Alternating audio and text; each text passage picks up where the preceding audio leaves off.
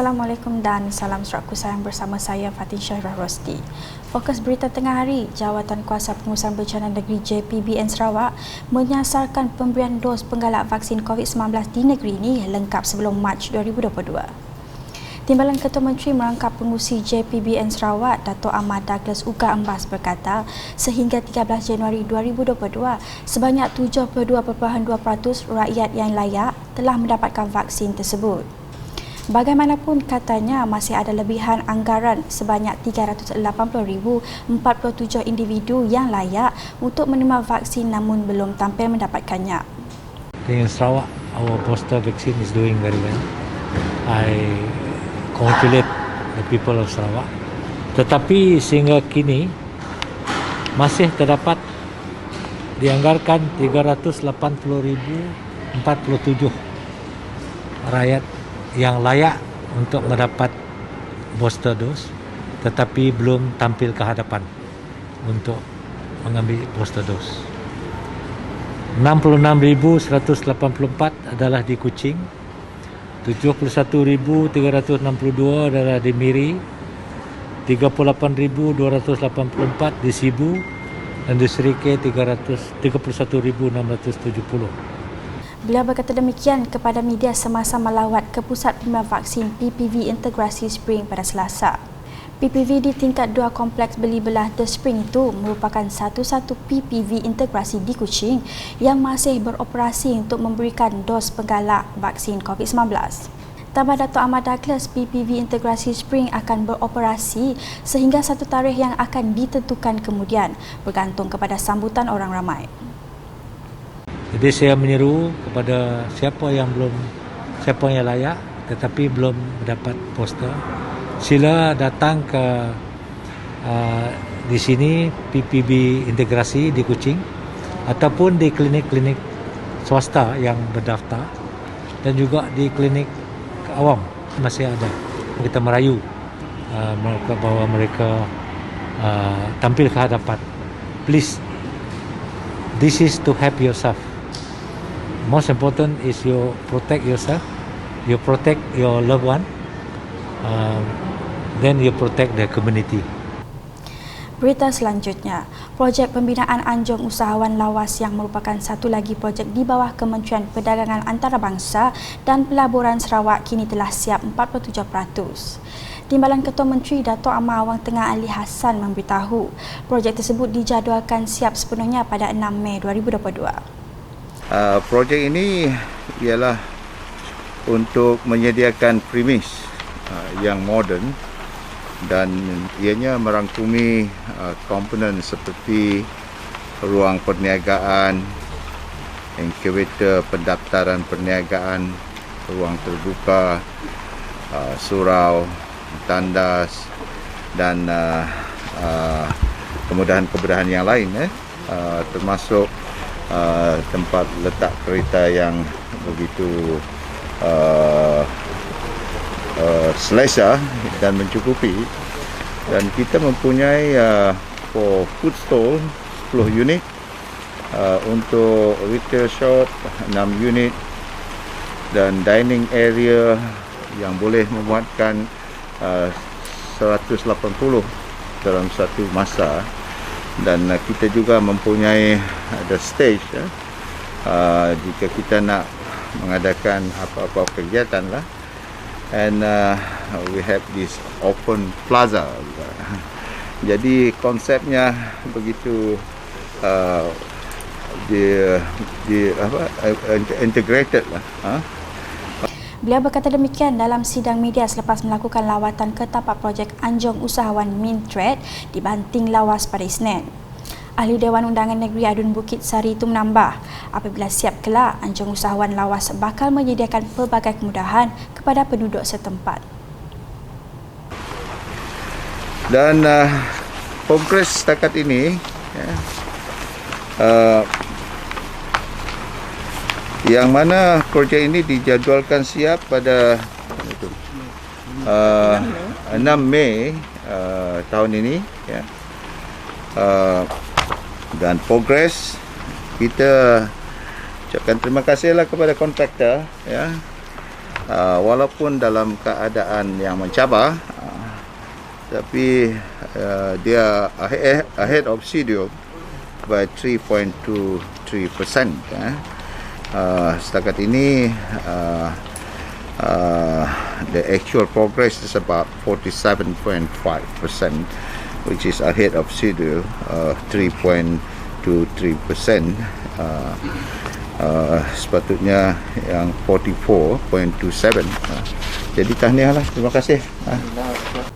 Dalam program berasingan, Dato' Amar Wang Tengah berkata institusi pendidikan di Lawas akan dinaik taraf dan dipertingkatkan untuk memastikan daerah itu tidak ketinggalan dalam menyediakan infrastruktur pendidikan yang berkualiti kepada pelajar. Menurutnya, terdapat banyak sekolah dalam keadaan daif di Lawas dan ia akan dibaik pulih termasuk kuartus guru dan asrama. Jelasnya, Agensi Pembangunan Luar Bandar NRDA telah menyalurkan peruntukan untuk membaik pulih sekolah, membina kuartus guru dan dewan sekolah.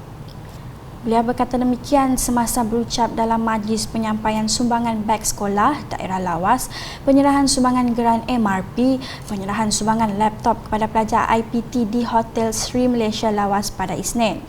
Katanya, Kerajaan Sarawak juga telah memberikan peruntukan bagi membina pejabat pendidikan daerah Lawas dan meningkatkan perkhidmatan internet.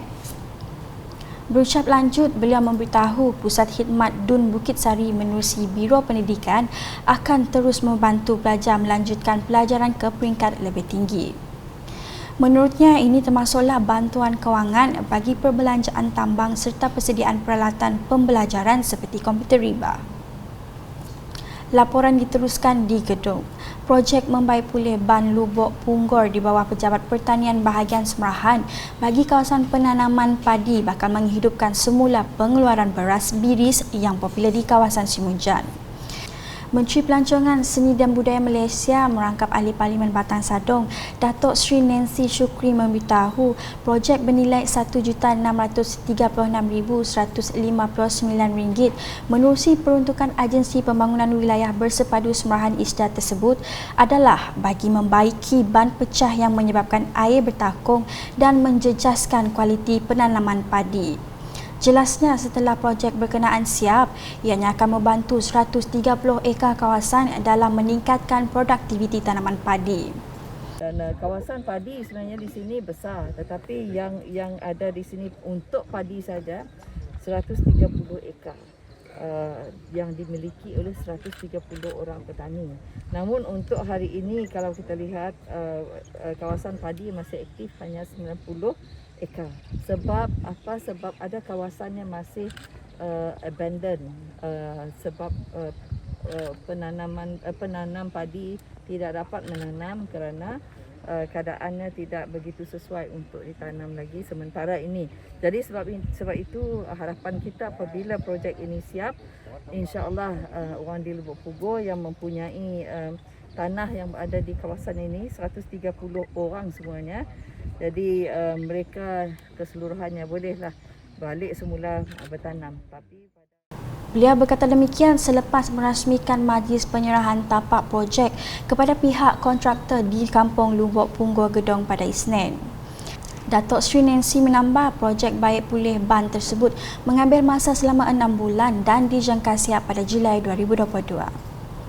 Sementara itu, semasa melawat tangki air aras tinggi Zon Pangkor, Datuk Sri Nancy memberitahu penduduk di kawasan tersebut kini dapat menikmati kemudahan bekalan air bersih menerusi projek bekalan air luar bandar Kampung Lubuk Punggor yang bernilai RM45 juta.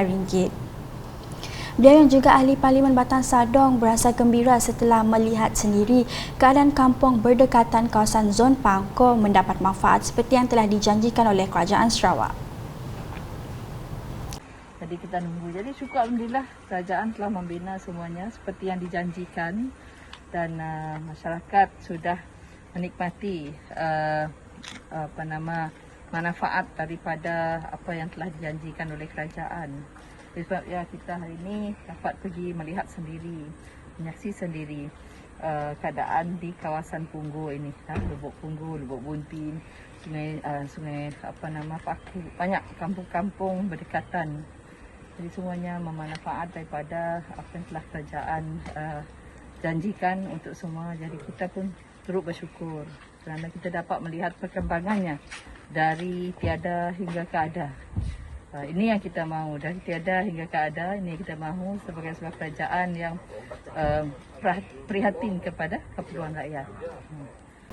Di Bau, Menteri Muda Pengangkutan 2 Datuk Henry Heriginep turun padang melakukan tinjauan ke lokasi mudah banjir di Jalan Buan Buso pada Selasa. Jalan yang menghubungkan penduduk dari kawasan Musi atau Buso ke Bandar Bau dan Kuching itu kerap dinaiki air apabila berlaku hujan lebat. Difahamkan masalah tersebut berpunca daripada sistem saliran dan peparitan yang tersumbat. Sehubungan dengan itu, Datuk Henry yang juga ahli Dewan Undangan Negeri Adun Tasik Biru menggesa penghulu masyarakat Melayu Bau, Wahab Mainol dan Kapitan Kawasan Buso Lu Swee Jau untuk mengajukan surat permohonan kepada pihak Jabatan Pengairan dan Saliran DID untuk mengambil tindakan lanjut bagi mengatasi masalah berkenaan.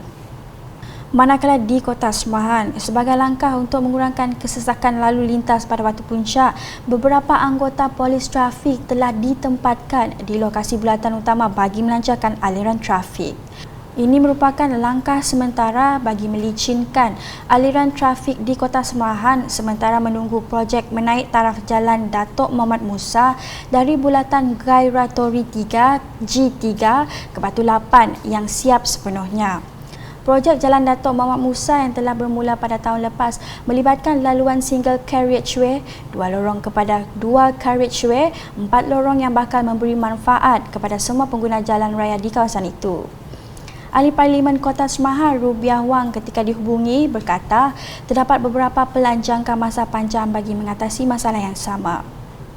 Katanya ia termasuk pelaksanaan laluan baru ke Kuching dengan membina jabatan sejingkat yang akan bermula pada tahun ini. Perkembangan COVID-19 dengan Sarawak mencatatkan sebanyak 16 kes positif baru pada Selasa, meningkatkan jumlah kumulatif kepada 252,625 kes. Kes-kes tersebut dikesan di 8 daerah dengan 1,006 kes, Kuching 3, Lawas 2, Miri, Sri Aman, Samarahan, Bau dan Tanjung Manis masing-masing 1 kes.